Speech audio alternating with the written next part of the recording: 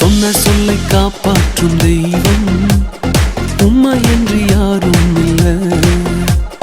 முடிந்ததில் துவக்கத்தை பார்க்கும் உங்களுக்கு ஈடே இல்லை. நீர் சொல்லி அமராத புயல் ஒன்றை பார்த்ததில்லை. நீர் சொல்லி கேளாத சூழ்நிலை எதுவும் இல்லை.